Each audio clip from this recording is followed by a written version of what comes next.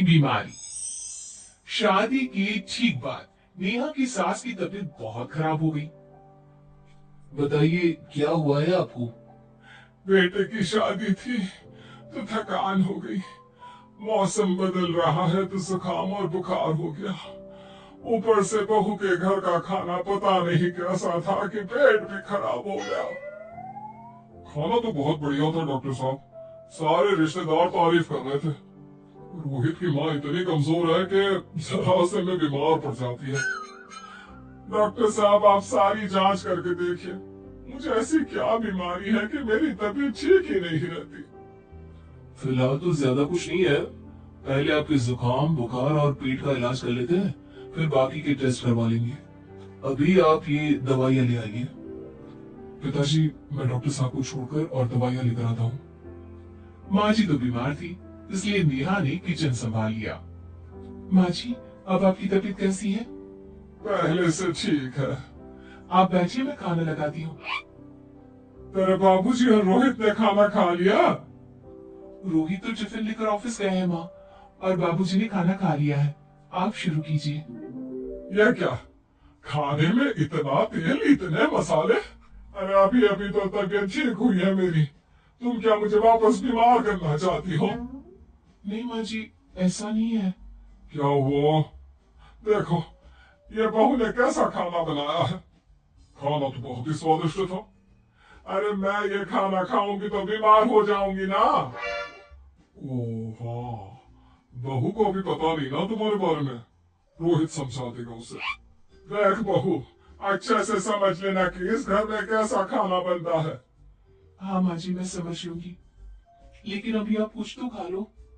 ये खाना खा लूंगी तो कल का खाना खाने के लिए बचूंगी भी नहीं। सास की बातें सुनकर नेहा उदास हो गई। उसने रोहित के घर आती ही उससे माँ जी के खाने के बारे में पूछा।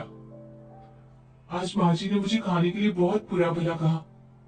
माँ को मसालेदार और तेल घी वाला खाना सूट नहीं करता, वो बीमार पड़ जाती है। ऐसी क्या बीमारी है माँ जी को? पता नहीं, आज तक कई डॉक्टरों को दिखाया, कितने टेस्ट करवाए, लेकिन कोई बीमारी पकड़ में ही नहीं आई।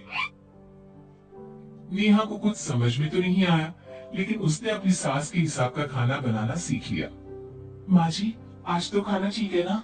खाना तो ठीक है, लेकिन ये मुआ रेडियो क्यों चल रहा है इतनी तेज आवाज में? वो माँ जी मैं अकेले काम करते करते बोर हो रही थी ना, तो टाइम पास करने के लिए चला दिया। तेरे इस टाइम पास के चक्कर में मेरा सर दर्द से फटने लगा है। तेज आवाज से मुझे माइग्रेन हो जाता है। सॉरी माँ जी, मुझे पता नहीं था। तुम्हें जब तक सब पता चलेगा तब तक मैं तो भगवान के पास ही पहुंच जाऊंगी। नहीं नहीं, ऐसा मत कहिए ना माँ जी। अब मैं कहीं भूख से ही ना मर जाऊं। खाना मेरे कमरे में रख दो। बेचारी नेहा, उस दिन उसे बहुत दुख हुआ। नेहा तुम रो क्यों रही हो? आज माँ जी ने मुझे बहुत बुरा भला कहा, मैं तो सिर्फ रेडियो सुन रही थी। ओहो, तुम माँ की बातों को बुरा मत मानो, उन्हें तेज आवाज से सर दर्द होने लगता है, दर्द की वजह से बोल दिया होगा कुछ। लेकिन मुझे तो ये सब पता ही नहीं था ना, इसलिए बाबूजी ने मुझे पहले ही फोन करके सब कुछ बता दिया, और मैं तुम्हारे लिए ये हेडफोन लाया हूँ। अब तुम अपने गाने भी सुन सकती हो और माँ को परेशानी भी नहीं होगी। ये सिर्फ एक बात का हाल है, लेकिन माँ को तो हर चीज से परेशानी है। अब क्या कर सकते हैं, माँ बीमार ही इतनी रहती है। लेकिन माँ को ऐसी कौन सी बीमारी है? तुम्हें बताया तो था, किसी भी डॉक्टर को माँ की बीमारी समझ में नहीं आ रही। अब तुम भी ये सब सोचना छोड़ दो, ये हेडफोन लो और अपने पसंद के गाने सुनो। रोहित के गिफ्ट से नेहा की एक परेशानी तो दूर हो गई, लेकिन उसके मन में कई सवाल खड़े हो गए। आज मैं देर से उठा हूँ या तुम जल्दी उठ गई? वो माँ जी को कल रात भर सर दर्द हुआ ना, तो जल्दी उठकर उनकी जगह मैंने पूजा कर दी। अरे वाह, अच्छा अच्छा, हे भगवान ये किसकी करामत है? ये तो माँ जी की आवाज है। चलो चल के देखते हैं। क्या हुआ माँ? अच्छा, ये घर में गुलाब कौन लाया? मुझे नहीं पता, मैं तो अभी उठा हूँ। माँ जी आप कल रात भर सो नहीं पाई, तो मैंने जल्दी उठकर पूजा पाठ किया। घर में फूल नहीं थे ना, मैं बाजार से गुलाब के फूल ले आई। नहीं हो, माँ को गुलाब के फूल की एलर्जी है। अब मुझे ये कैसे पता होगा? अच्छा, तुझे कुछ पता नहीं तो तू वही काम क्यों करती है जिससे मेरी तबीयत खराब हो जाए? रोहित के बाबूजी, ये बहू मेरी जान लेना चाहती है। माँ जी, मुझे ऐसा करके क्या मिलेगा? वो तो तुझे ही पता, लेकिन कुछ तो है। रोहित की माँ बस को, बेचारी बहू को कुछ पता ही नहीं है, बस इसलिए उससे गलती हो जाती है। जाओ तुम कमरे में। बहू, तुम रोहित की माँ का बुरा मत मानो। वो अपनी बीमारियों से इतनी परेशान है कि उल्टा सीधा बोल देती है। नहीं नहीं बाबूजी, मुझे बुरा नहीं लग रहा, मुझे चिंता हो रही है माँ जी की बीमारी की। ये बताइए कि माँ जी को ऐसी प्रॉब्लम्स कब से होने लगी? शादी के 6-7 महीने बाद से। बाबूजी, तब घर का माहौल कैसा था?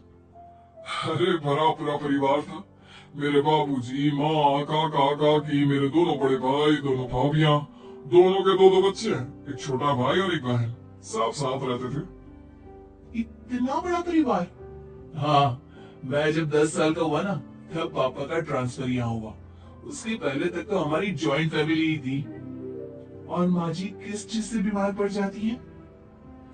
जब तेज गर्मी हो, ठंड हो या ज्यादा बरसात हो जाए। जब माँ ज्यादा थक जाए, जैसे दिवाली पर घर की सफाई या कोई फंक्शन हो, या ज्यादा मेहमानों के आने से घर का काम बढ़ जाए। तेज म्यूजिक, तेज लाइट या ऐसी कोई तेज स्मेल आ जाए। तो माँ जी की ये बीमारी ठीक हो सकती है। कैसे? सब पता चल जाएगा। आप कल माँ जी की टेस्ट रिपोर्ट लेने जाने वाले हो ना? हाँ। तो सुनिए क्या करना है। अगले दिन रोहित माँ जी की रिपोर्ट्स लेकर आता है। माँ, बाबूजी, नेहा। अरे क्या हो गया रोहित? माँ जी की रिपोर्ट आ गई है। कुछ सीरियस है क्या? जिसका डर था वही हुआ। अरे गोल गोल बातें मत कर, सीधी तरह बता बेटा, क्या हुआ है मुझे? माँ, आपकी किडनी, लिवर सब फेल हो गया है। आपका दिल भी कमजोर हो गया है।